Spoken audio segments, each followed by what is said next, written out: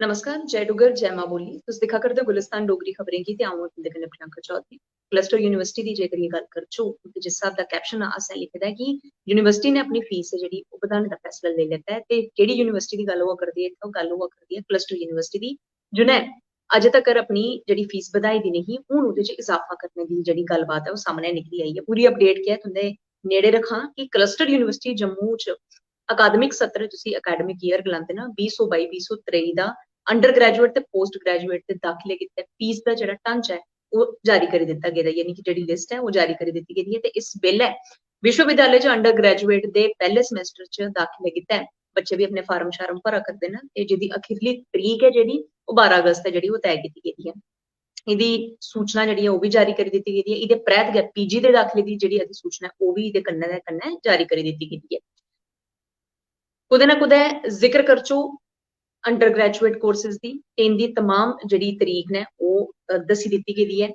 PG दे दाखले दी अधिसूचना दी गल्ल करो ते अज्ज तक ओह्दे पर पूर्ण रूप कन्नै कोई गल्लबात नहीं हुई है लेकिन फ्ही बी आने आह्ले किश दिनें च ओह्दे पर भी किश ना किश मसूदा त्यार होई सकदा है। विश्वविद्यालय ने कोरोना च उपजे दे हालात दे कारण लगातार 2 सालें तक फीस नहीं बधाई जिस चाल्ली कन्नै अ'ऊं पैह्लें बी गलाया कि फीस पैह्लें नहीं बधाई ही लेकिन हून एह् फीस बधाने दा फैसला जेह्ड़ा ओह् लेई लैता गेदा है।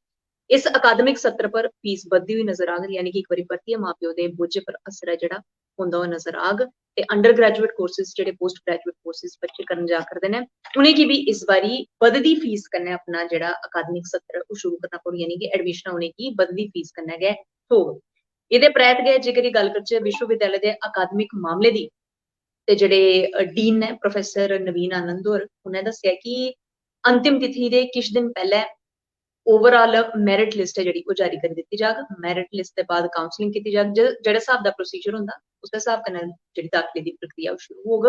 ते इस बारी दाखला थोह्ड़ा बचित्तर है क्योंकि 2020 दी जेह्ड़ी शिक्षा नीति है उसी लागू करने दी गल्लबात होई ही जिस चाल्ली कन्नै किश दिन पैह्लें बी अ'ऊं तुसेंगी 2020 दी जेह्ड़ी शिक्षा नीति च केह् किश बदलाव है साइंस आह्ला जेह्ड़ा हा ओह् तकरीबन साइंस दे सब्जैक्ट तक सीमित रौंह्दा हा मैथ आह्ला मैथ दे सब्जैक्ट च सीमित रौंह्दा हून ऐसा किश निं होगा। हर इक बच्चे गी जेह्ड़ा है अपनी पसंद दे जां फ्ही पसंद शा बाह्र भी जेह्ड़े सब्जैक्ट चुनने दा जेह्ड़ा इक हक होग ते विश्वविद्यालय एह्दे च कुदै ना कुदै मदद जरूर करग। फिलहाल उ'नें धोड़ी तगर तुस मिगी इजाजत देओ। बने दे रहो गुलिस्तान डोगरी खबरें कन्नै ते इस फीस बधने दे मामले पर तुस केह् किश सोचदे कमेंट करियै जरूर सानूं दस्सेओ। बने दे रहो गुलिस्तान डोगरी खबरें कन्नै देओ इजाजत। जय डुग्गर जय मां बोली।